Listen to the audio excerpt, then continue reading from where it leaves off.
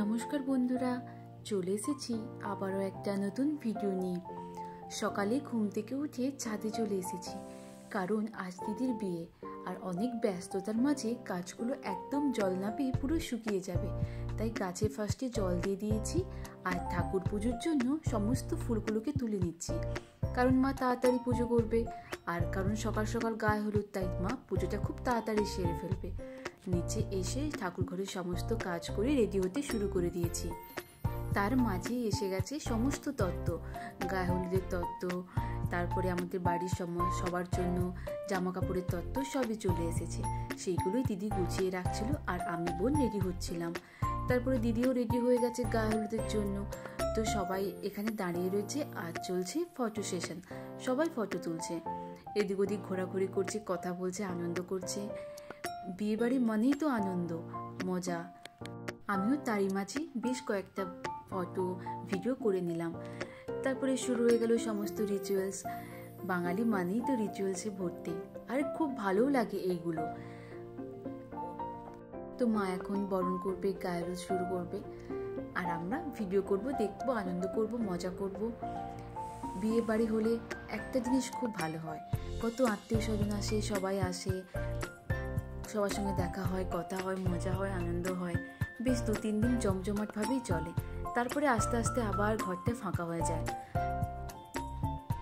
এইখানে একটু আলোর জন্য সমস্ত ছবিগুলো যেন একটু কালো কালো লাগছে, কিন্তু আবার কখনো কখনো সব কিছু ঠিকঠাকই লাগছে। তারপরে সবাই মিলে একে একে একটু ছবি তুলে নিলাম। তারপরে মা শুরু করে দিয়েছে গায়ে হলুদে পর্বটা, হলুদ ছোঁয়ানো, জামাইবাবুর বাড়ি থেকে যে হলুদটা এসেছে সেটা ছোঁয়ানো, তারপর বরণ করা, সব কিছুই।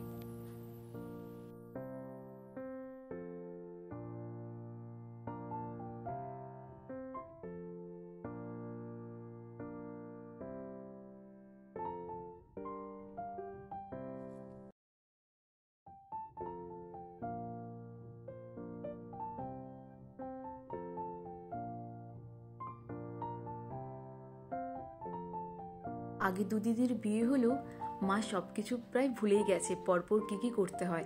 তাই মাসিমা সমস্ত নিয়মকানুন মাকে বলে দিচ্ছে যে এইটার পর এটা করতে হয়, ওটার পর ওটা করতে হয়। এই বড়রা থাকলে এই সুবিধা, যেগুলো তুমি জানবে না সেগুলোই তারা বলে দেবে।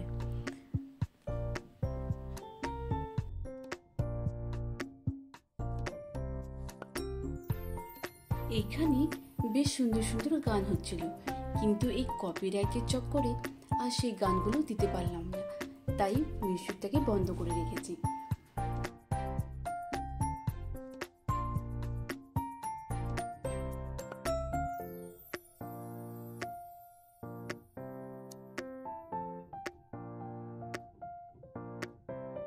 সিরিয়াস গায়ে হলুদ যেটা হলুদ ছোঁয়ানো, বরণ করা, সেটা শেষ।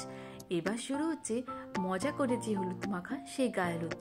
তো বাবু দেখুন আমাকে কি করে হলুদটা মাখালো, পুরো হনুমান করে দিয়েছে। আর বেশ ভালোও লাগছিল। একবার তো হবে, বারবার কি আর এরকম হবে? তারপর সবাই একে একে ছবি তুলে নিচ্ছে আর একে একে দিদিকে হলুদ মাখিয়ে দিচ্ছে আর কি।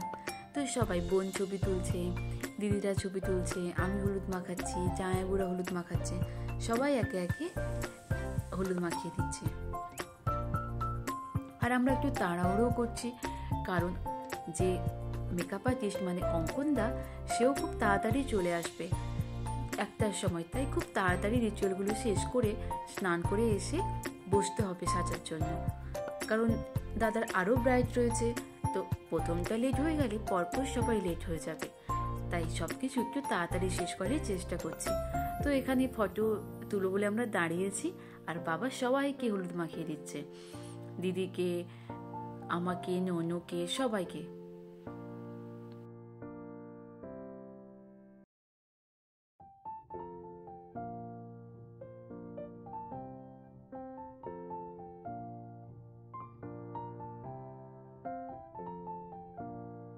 তারপরে আমরা এখানে কিছু ফটো তুলছিলাম, যেভাবে আমাদেরকে বলছিল দাঁড়াতে, সেভাবে দাঁড়িয়ে কিছু ফটো তুলছিলাম। আর বাবা কিন্তু মাকেও ছাড়েনি, মাকেও হলুদ মাখিয়েছে আর মাও বাবাকে হলুদ মাখিয়েছে। এই মোমেন্টগুলো ক্যাপচার করে রাখার জন্যই তো এইসব ভিডিও ব্লগিং, তো এই জন্যই করা, যাতে এগুলো পরে মেমোরি হয়ে থেকে যায়। হ্যাঁ, বিয়ের ক্যাসেট এগুলো তো সবসময় দেখে ওঠা হয় না, কিন্তু ফোনে থাকলে যখন খুশি টুক করে চালিয়ে একটু দেখে নেওয়া যায়, তাই জন্যই এইসব ভিডিও করা। তারপর বড়দেও একটু ছবি তুলে নিচ্ছিল। কোনো একটা কারণের জন্য জামাইবাবু একটু বাড়িতে গেছে, তাই ওর মনটা খুব খারাপ, তাই ফটো তুলতে তুলতে ও কেঁদেই ফেলেছে। আর তারপরে আমরা সবাই মিলে বেরিয়ে পড়লাম কনেকে স্নান করাতে। এখানে আমাদের ভূতনাথ মন্দির আছে, ওইখানে বাবার অনেক দিনের ইচ্ছে ছিল ওখানে কোনো একটা দিদিকে গিয়ে স্নান করানো হবে বিয়ের সময়, তাই ছোটদিকেই নিয়ে যাওয়া হচ্ছে। আমরা সবাই মিলে বেরিয়ে পড়েছি, আর কথা বলতে বলতে টোটোই করে পৌঁছেও গেছি। এই হচ্ছে ভূতনাথ মন্দির। প্রায় সবাই জানেন, যারা এই দাসপুরবাসী তারা প্রায় সবাই জানেন এই মন্দিরটা কত বড় আর কত পুরনো মন্দির।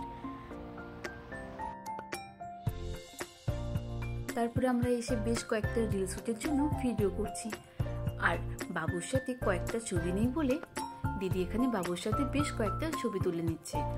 মানে আমরা যেখানেই সুযোগ পাই সেখানেই ছবি তুলে নিই। আর বাবু একটু বিরক্ত হচ্ছিল, কারণও খেলছিল, তাই তো ছবি টবি তোলা শেষে চলে গেলাম স্নান করতে, মানে কনেকে স্নান করাতে। এই হচ্ছে আমাদের এখানে ভূতনাথ বাবার প্রতিষ্ঠিত পুকুর, অনেক বড়, প্রায় মানে যাদের বিয়ে হয় এখানেই আসে স্নান করতে, তাই বাবারও অনেক দিনের ইচ্ছে ছিল, আর সেটা আজ পূরণ হয়ে গেল। আর এখানে মাসি পিসি সবাই ওকে নিয়ম কানুনগুলো একটু বলে দিচ্ছে, কারণ ওরও সব কিছু জানা নেই, আর আমাদের কাজ ভিডিও করা আর ফটো তোলা, আর আমরা সেটাই করছি। কি করব, বসে বসে বেশ রোদ আর বেশ গরমও।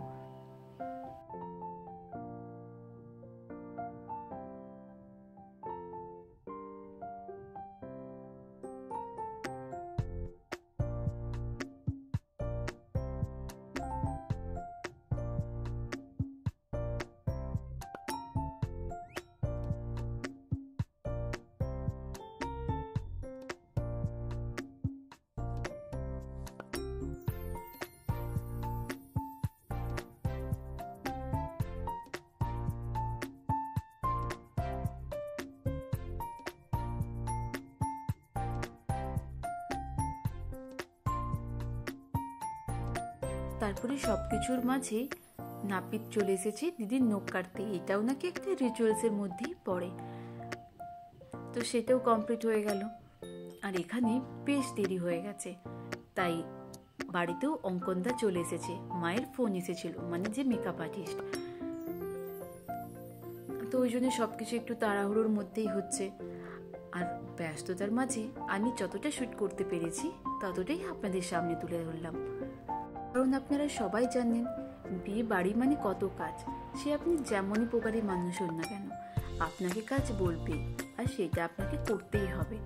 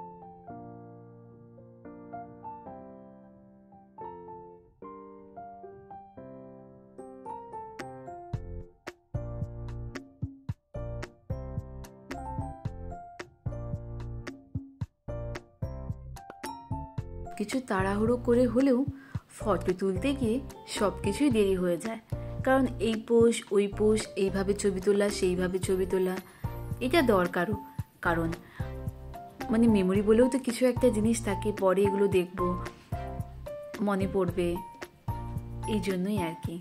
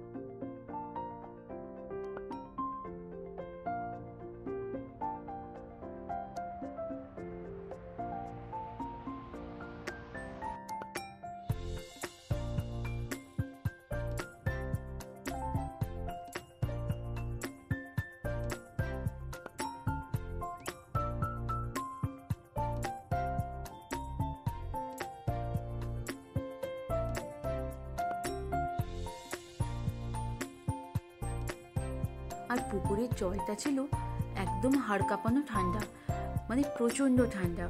দিদি তো পুরো কাঁপছিল যখন ডুব দেয়। তারপরে সমস্ত স্নান টান কমপ্লিট করার পরে আমরা উপরে উঠে চলে এসেছি, আর দিদিরা আসছে কারণ ওদেরকে মুখ ঢাকা দিয়ে আসতে হবে, তাই ওদেরকে আস্তে আস্তে ধরে ধরে আনা হচ্ছে। আর আমাকেও এখান থেকে খুব তাড়াতাড়ি বেরিয়ে পড়তে হবে, কারণ যেতে হবে ঠাকুর বাড়ি, ওখানে ঠাকুরের খাবার আনতে, মানে প্রসাদ। আগের দিন বলে এসেছি, দেখেছেন এই ভিডিওতে, তাই সেগুলো আজকে টাইম মতো আনতে যেতে হবে। তাও অনেক লেট হয়ে গেছে, যাওয়ার টাইম ছিল 12:30, এখন বাজে প্রায় 1:30। জানি না খাবার দেবে কিনা। তো পৌঁছে গেছি ঠাকুর বাড়ি। ওনারা আমার জন্য বেশ অপেক্ষা করেছেন অনেকক্ষণ। যেতেই ওনারা তাড়াহুড়ো করে আমাকে সমস্ত খাবারগুলো গুছিয়ে দিয়েছেন সমস্ত পাত্রে। তারপর বাড়িতে এসে দেখি অঙ্কনদা এসে দিদিকে সাজানো শুরু করে দিয়েছে। এখন দিদি পড়ছে জুয়েলারি, আর আমি আমার প্রয়োজনীয় জিনিসপত্র নিয়ে রুম থেকে বাইরে বেরিয়ে চলে এলাম, যাতে না ওনাদের ডিস্টার্ব হয়। আর তারপরে বাইরে এসে দেখি এখানে বড় জামাইবাবু চলে এসেছে, তাই সবাই মিলে গেছি, গিয়ে একটু কথা বললাম, বলে চলে গেলাম দুপুরের খাবার খেতে। কারণ প্রচণ্ড পরিমাণে খিদে পেয়েছিল, আর যেখানে খাবার খাওয়ানো হচ্ছিল ওখানেই ছিল দিদির বিয়ের মণ্ডপ আর স্টেজটা। তো গিয়ে দেখি ফুলের ডেকোরেশন প্রায় শেষের মুখে, তাই ওখান থেকে জলদি চলে গেলাম খেতে। প্রচণ্ড খিদে পেয়েছিল। তো আজ এই পর্যন্তই, দেখা হচ্ছে পরের ভিডিওতে। যদি আপনাদের আমার ভিডিওটা ভালো লেগে থাকে তবে অবশ্যই লাইক, শেয়ার, কমেন্ট এবং চ্যানেলটাকে সাবস্ক্রাইব করবেন। Tata, by.